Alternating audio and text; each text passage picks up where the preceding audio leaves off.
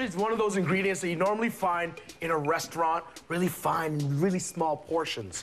But if you've ever had bacon or pancetta, you've had pork belly without even knowing it. I got this amazing piece of pork belly, and you can see it looks exactly like bacon, but in a slab. See? Check it out. I'm gonna show you how to cure this, just like you would for bacon, but I'm gonna make chunks of pork belly. So good. These tomatoes are gonna go with my baked eggs, because who doesn't love breakfast for dinner, right? Beautiful, fresh tomatoes.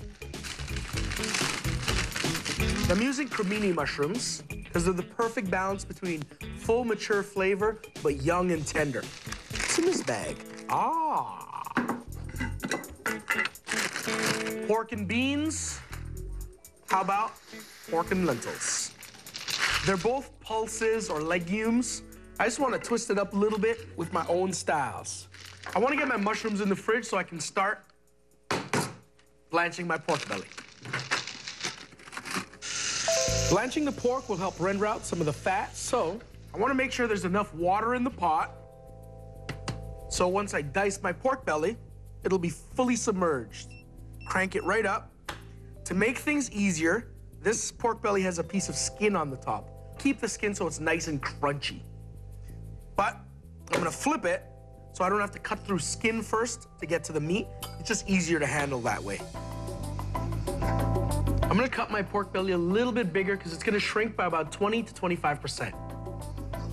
Pork belly is one of those things that I do in the restaurant a lot. Blanch it or fry it, then saute it, and do a lot of different things with it, right? So my pork belly is fully submerged into my water. That. I'm gonna let that come up to the boil.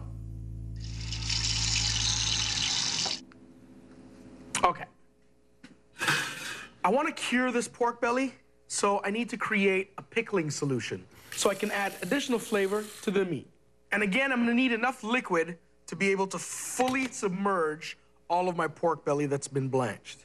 Bring this to the boil and let it simmer a little bit. But I gotta flavor it. I want some flavor. So it's a mixture of a few things. So I'm gonna put a little bit of sugar, because the brown sugar is gonna help caramelize and keep my pork belly nice and crispy once I get to the next stage of cooking. But we'll get to that, right? Flavor. This brine is all about flavor. A little bit of salt, a few pieces of clove, a few black peppercorns, and I have one bay leaf. It's a large bay leaf. It's a fresh bay leaf. You can also find these dried in the store. Helps to round and support all of the other flavors that are happening inside of that brine. Now, I want to use apple cider vinegar.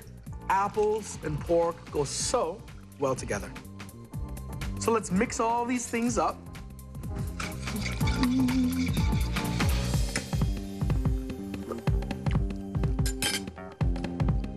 Perfect. Now, as my pork belly starts to come up to the boil, just go into the center there and making circular motions so all the sediment goes to the outside. It's a little restaurant trick that we use. But usually it's like a huge pot like this, and you're trying to get in there and all that stuff, you know? Got most of that fat out of there. Now my blanching is coming together. It's gonna render some of the fat and make it nice and juicy, but also cook the meat through so I can get it ready for the second stage, which is pickling. Then I take it even further. My breakfast for dinner is coming along nicely. Instead of bacon, I'm making this amazing pork belly. And I just want to blanch it to tenderize some of that meat and render some of that fat. Now my pickling liquid, it's gonna serve two purposes. It's gonna infuse my pork belly with flavor, but also it's gonna form a glaze later on. So I need to pull some of that liquid out, 2-3 cups worth. Set that aside for later. Now I can just pull out my trusty little spider and put it into my pickling liquid. Love curing meats like this. It adds so much flavor.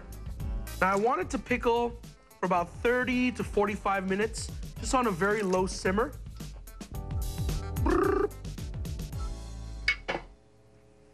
Pork and beans are very common when it comes to all-day breakfast. So I'm gonna make a replacement using lentils instead of your regular everyday beans. I'm gonna put, I'd say maybe 2 cups. And I wanna add about 3 times the amount of water, because those lentils will soak up a good amount of water. There you go. I'm using green lentils as opposed to yellow or red lentils because they're a little hardier and they hold their shape better. Turn that on, medium-high at most, and they'll cook just until tender. 1 shallot, couple cloves of garlic. I want to inject flavor into my lentils. I don't need to get too carried away with the shallots, so I'm gonna chop this into large bits because I wanna be able to pull this out after really easy, and I don't wanna go fishing, okay? That's good. Some fresh thyme. Gonna let that come up to the boil and then turn it down to a simmer. One last little element, bay leaf. There's bay leaf in this pickling liquid, bay leaf inside my lentils. They're all support flavors and they'll work to come together, okay?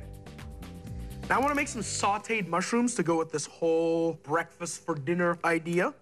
I wanna add a little bit of thyme to the mushrooms as well. That should be enough, I think. Cremini mushrooms. They walk the line between a white button mushroom and a portobello. I don't need tons of this stuff, but I do wanna make sure that there's no dirt on it. So I just go through and brush off any dirt that I might find. I definitely don't want to submerge it in water because it changes the texture and how it cooks. It just sucks up water like a sponge. These ones aren't too bad, actually.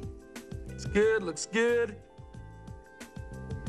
This pan can come up to medium-high heat. Just gonna pour these mushrooms. And in that time, my pan should be nice and warm.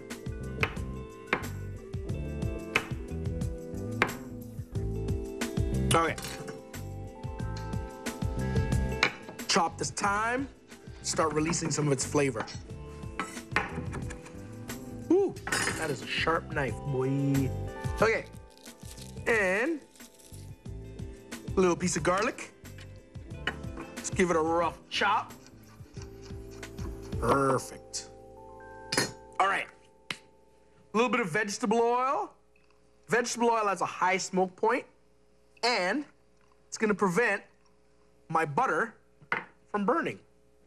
Whenever you're cooking mushrooms, just use butter. It's just good. About equal parts. Allow that to melt.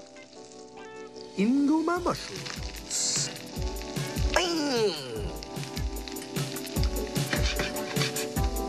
Can add my garlic at this stage. A little bit of cracked pepper. And I don't want to add salt yet because I don't want to render any moisture right now. I want it to start browning. That is going to start building a lot of flavor, right? Can add my thyme. Amazing. That smell is incredible. Mushrooms, thyme, and garlic. Something is going right in the kitchen. Now, I want to add a little bit of balsamic for 2 reasons. It's going to flavor the mushrooms, but also I'm going to use the extra to dress some of these lentils. They're doing really well. Turn it down to a simmer so that they don't break up.